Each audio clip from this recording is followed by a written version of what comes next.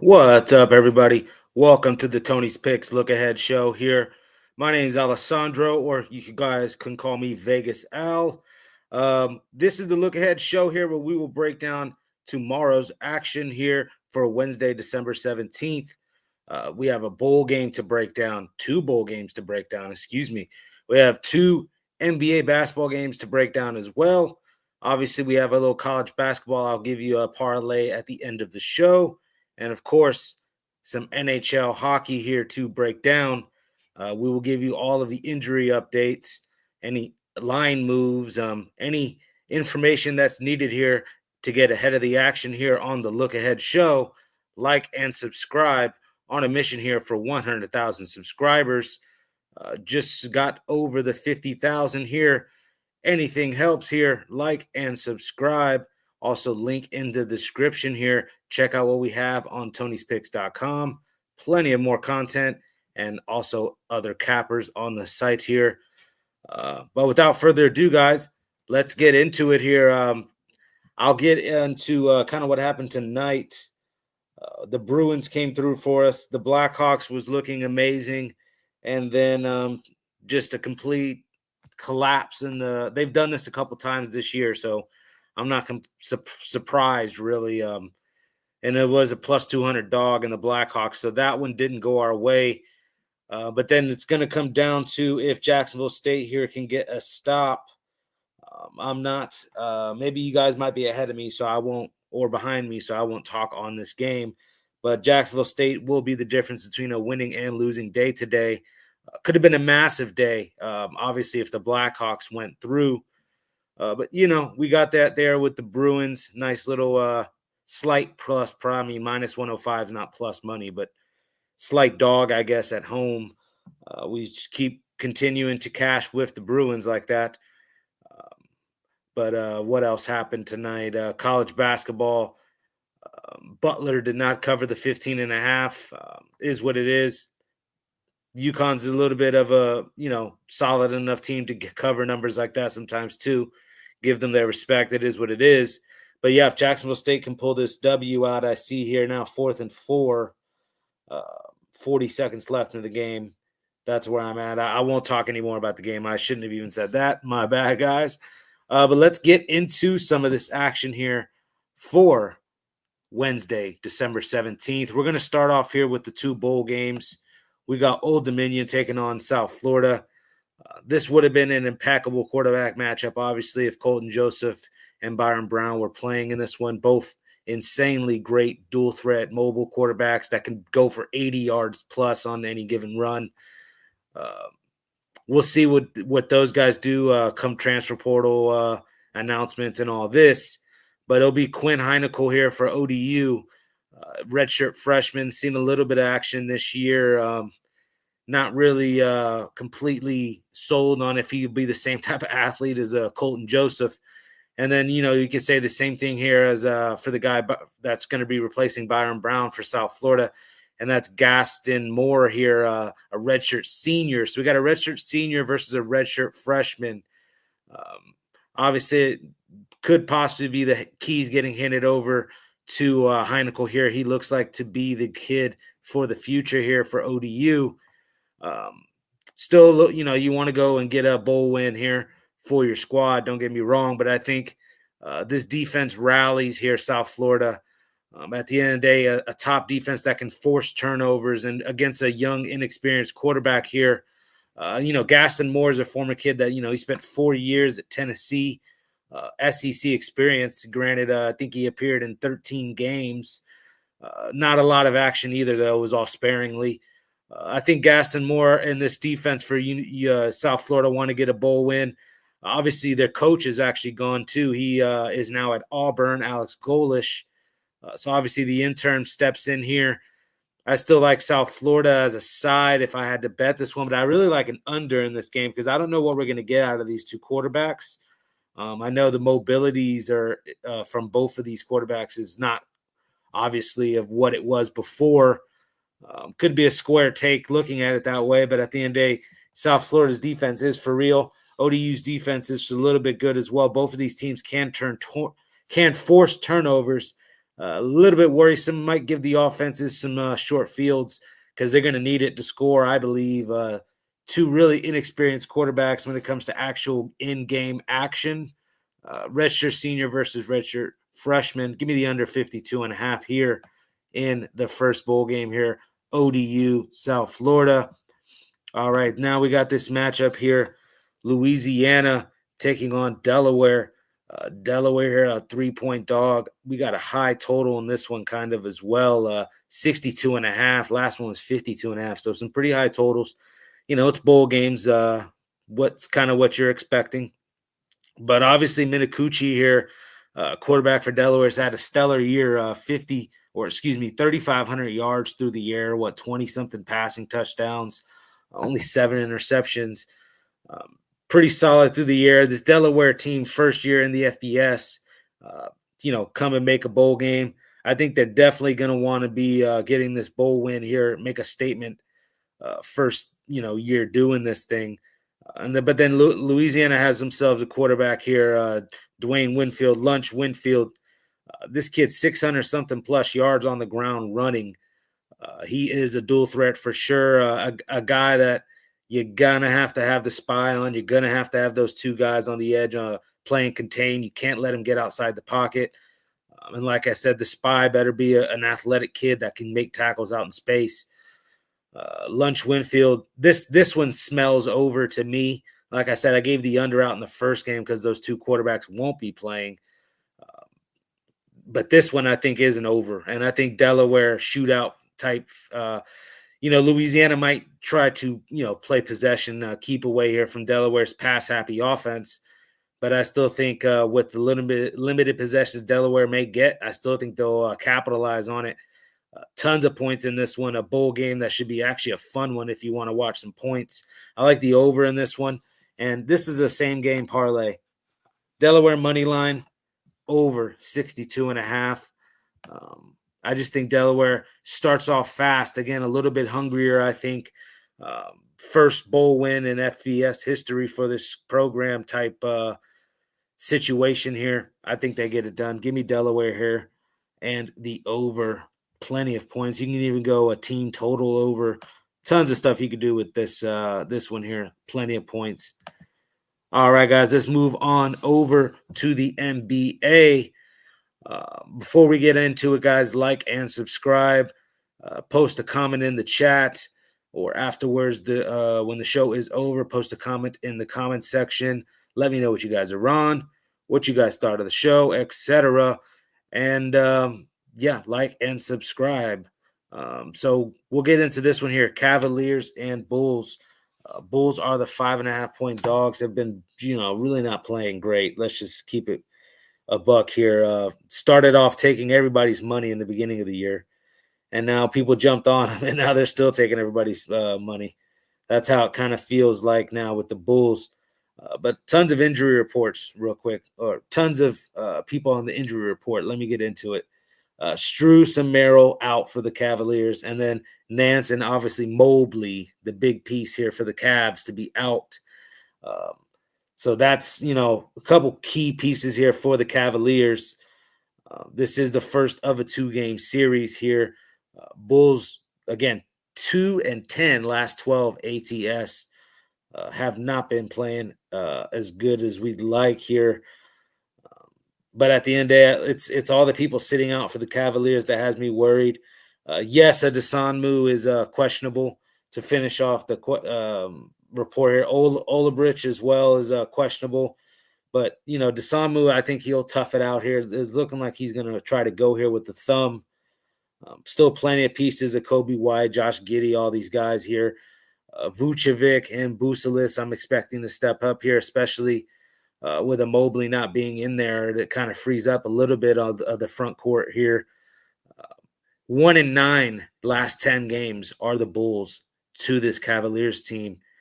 Cavaliers are also 5-1 in their last 6 road games against the Bulls. You would think everything's pointing to the Cavs, but I think this is we're better than the Bulls type action they take. Resting, I don't know if they're resting. These guys could legit be, needing this game to sit out. But either way, I like the plus points here with the Bulls.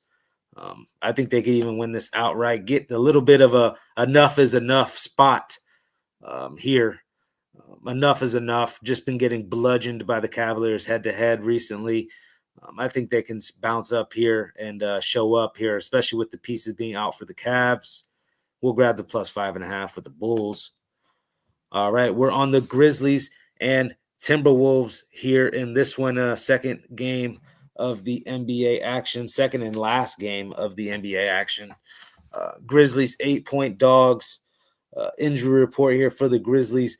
Clark, game time decision. Spencer out, personal reasons. Morant, game time decision. Conchar looking like he'll be out. And Javon Small looking like he'll be out. So some pieces out for the Grizzlies. Really, Conley will be out. And it's, still questionable here with Ant with the foot. Tough game to read when it comes to with Ant. You got to kind of just sit and wait, honestly. Sit and wait till game time. I thought he'd play against the Warriors. And, we can play this trying to guess if he'll play or not, or we can just simply wait until what gets announced. Prop-wise, the fact that Edie also isn't going to be playing for the Grizzlies opens up rebounding scenarios here for an Aldama and rebound scenarios for who's the other guy? It's not Jaren Jackson. Jaren Jackson will be out. I mean, he could possibly get rebounds as well, but it's Jock Landale, the backup center. He'll be coming in and trying to bang for the boards because they want Jaren Jackson kind of running out in space, out on the wing a little bit, and then every now and then in the low post if he has a size mismatch. But they like him trying to shoot the three as well. 17 points a game out of Jaren Jackson. Obviously, Morant. Plenty of pieces on the Grizzlies side. I think they can hang, especially if we're not going to get a Timberwolves squad with Ant in there. You guys know I like the T-Wolves, though. All the length on this squad that they have. We've been needing DiVincenzo to step up. He stepped up against the Warriors like that. I do think we see offense in this one. Morant and Jaren Jackson, I think, both go over 20. I know they're 17 points again. I think they go over 20 plus in this one.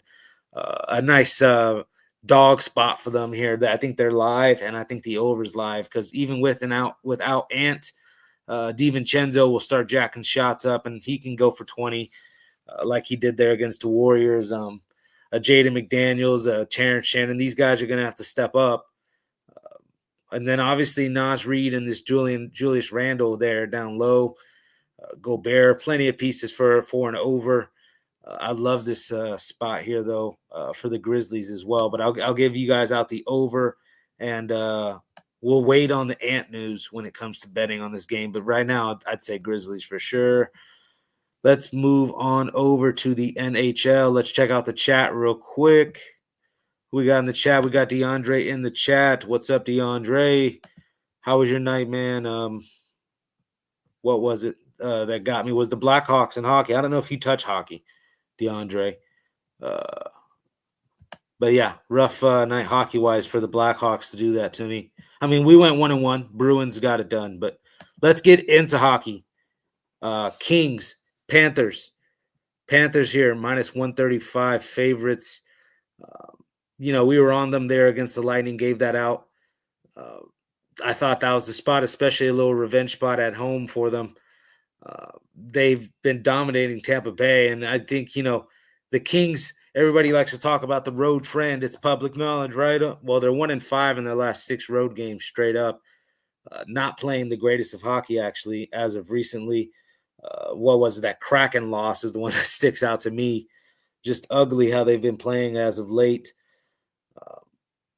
The only thing that's interesting that I found is first off is 7-3 though is this LA Kings team in their last 10 games against the Panthers.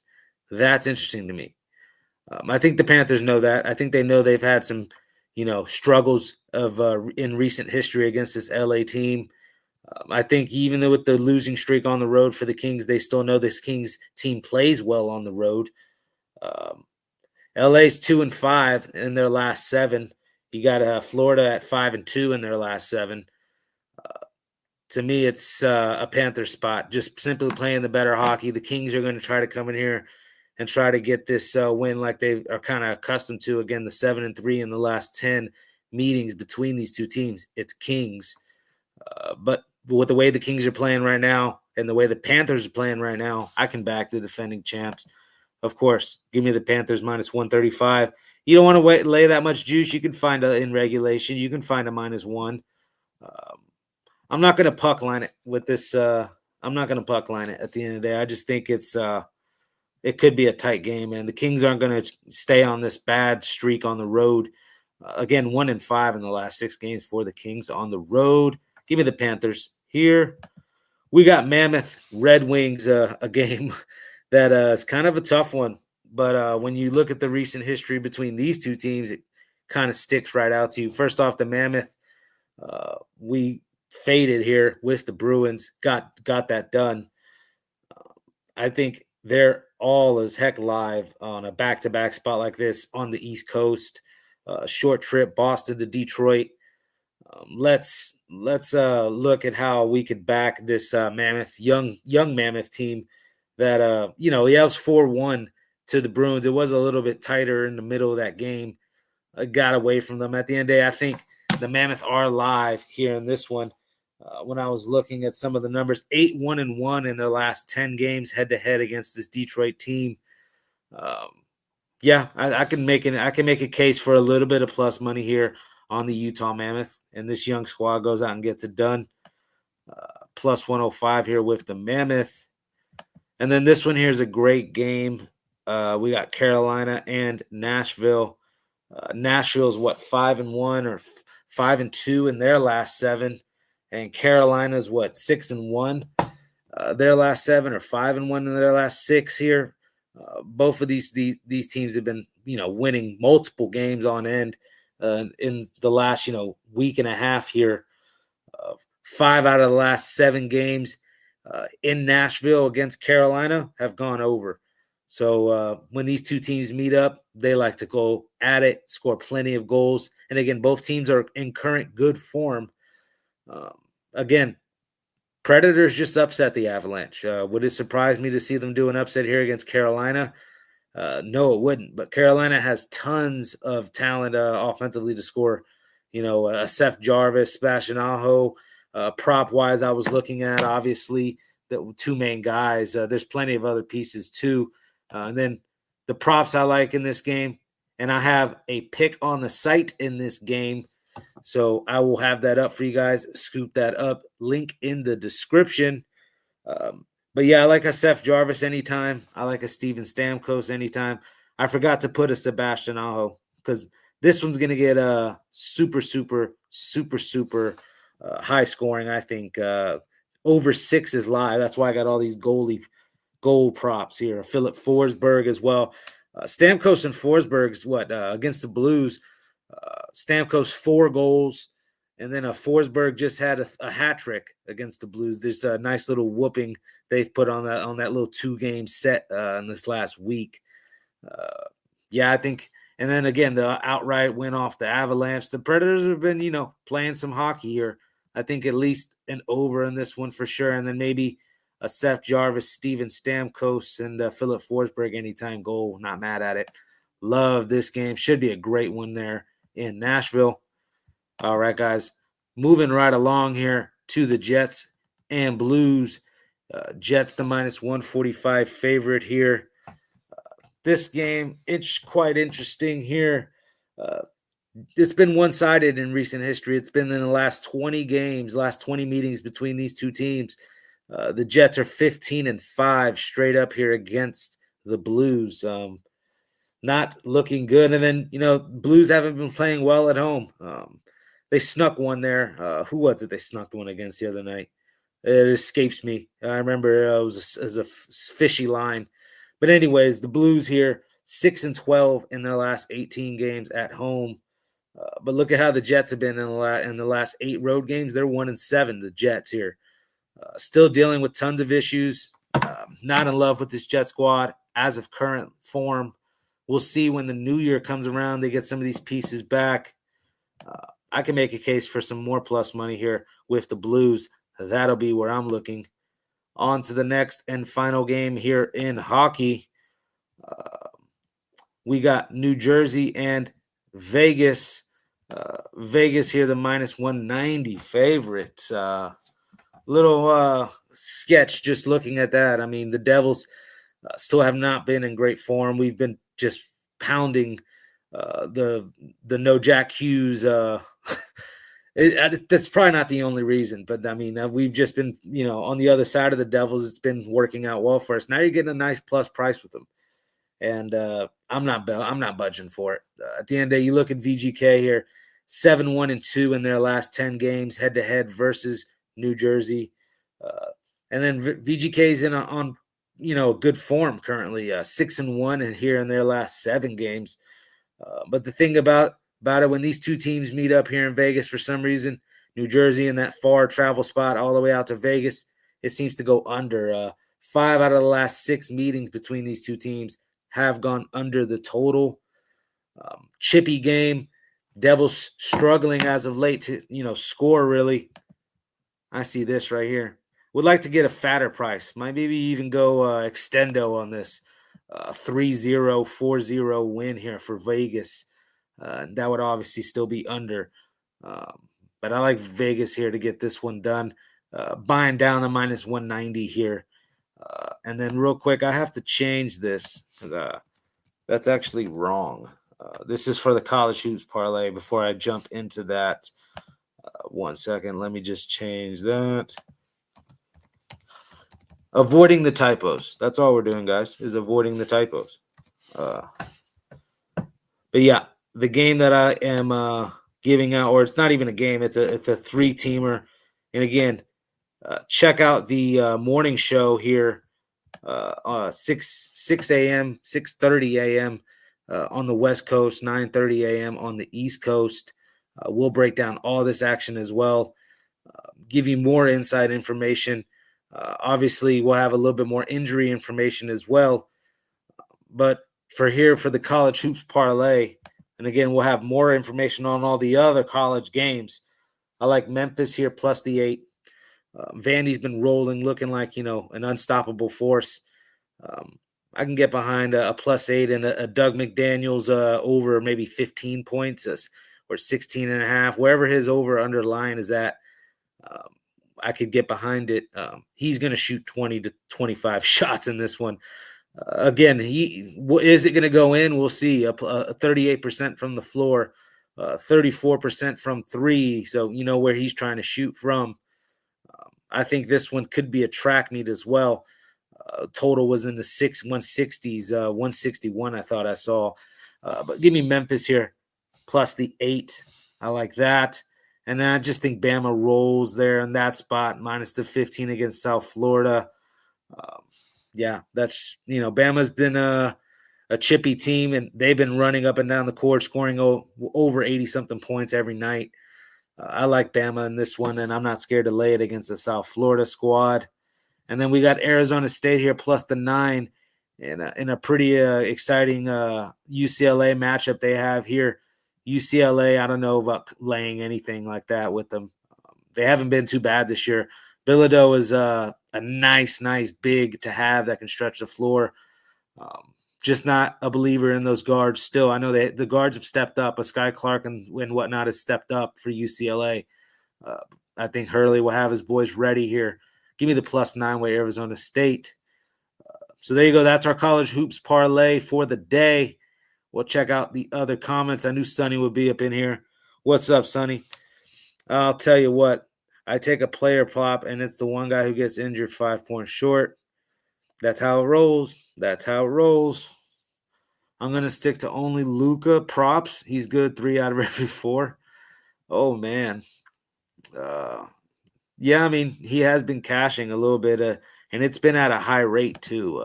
Or not a high rate, but like at high totals. He's been at like 31.5 and all sorts of stuff like that. And I'm like thinking I want to take under with him. I'm just trying to get up these banners. 1 second, guys. It does this thing where it won't. There you go. Look ahead show. That's what I want to show you guys. But yeah, the thing about Luka props, 31, 33, you'll see on his points. You'll see his PRAs at 52, 51. They go over. Don't get me wrong. I'd rather just sit, wait, and try to find unders because that's just so inflated. And to expect him to do that night in, night out. Early in the year, maybe he's shown up in way better shape than he's been in the past. I just hit Jack State and the under. And Troy first half. Let me make sure Troy won this dang game. I had to leave it for a second. Because now we are actually in the green for today, which would be a little bit of a bonus. Actually, it'd be a break even. A break even day. But it is what it is. It's better than a losing day. We took the plus 200 shot with the Blackhawks. Difference between a mega big day and a regular day. Jacksonville State. Yep, they got it done here, 17-13. Very nice, very nice. Under 49 was nice as well. We gave that out last night. Absolutely. We jumped on the Jacksonville State side as well once we started seeing the news about what's going on with this quarterback situation from Troy and the running backs that we were seeing getting announced for Troy. Yeah, Jacksonville State was a nice read there for us and the under. Should have same game parlayed it. I just went under and the money line. I got this money line on Jacksonville State at minus 109. I saw it minus 145 by the time this thing tipped off. But still, a win's a win. We'll take it. But there you have it, guys. That's the Look Ahead show for you guys. Check the link in the description. Again, Tony'sPicks.com. More content for you guys, more picks, actually more cappers as well for you guys to choose from. Use the 2-for-1 capper promotion and Tony T discount code at checkout. Get the 15% off. We are now, I think, up 112. So, one unit pretty much on the last 7 days, in the last 7 days. I've had way better runs. I've had runs, where we get up 1,000 units or 10 units in 1 week. I'm not going to complain at a 1 unit win in a week. If you're betting 1,000 a game, that's 4,000 a month. To set almost $48,000 a year. You're making what a teacher makes essentially at that point. So yeah, just stick to what we're doing here. It's been really light. I actually put 4 plays in today, and it could have gone better. 5 plays, excuse me. It could have gone better. Break even. 2 and 3 is not a break even, actually. We went 2 and 3 today, guys. Tough. It was the Blackhawks plus 200. Is the one that stings the most. But I'm not even upset about it. Again, we are still up the 1 unit on the week. We will try to. That's nothing to go brag. Oh yeah, 1 unit. I mean, come on. We got to get out of this 50-50 little shimmy sham that we're in. Tomorrow's a big time slate, guys. I know I'm getting on a rant, but I just want to give you guys what's on my mind. And we have plenty of action. Check out the Tony's Picks morning show. We got a daily dangle show now with Rod Zawacki covering the hockey. We got the happy hour also with Rod Zawacki. Daily dangle is 1 p.m. on the East Coast. And I believe the happy hour is 3 p.m. on the West Coast. So 6 p.m. on the East Coast. I messed that up so bad. Happy hour is about 2 on the West Coast, 5 on the East Coast. And then, night moves. We have a night move show right after this one. That one's midnight Eastern, midnight West. You'll see, guys. You'll see. Check out this page. I'm butchering all of these times. It's getting late out here for me, myself. But that'll do it, guys. Best of luck. Of course, like and subscribe and check out more content. We will have more coming for you guys. Best of luck tomorrow. Make it a winning day. Peace.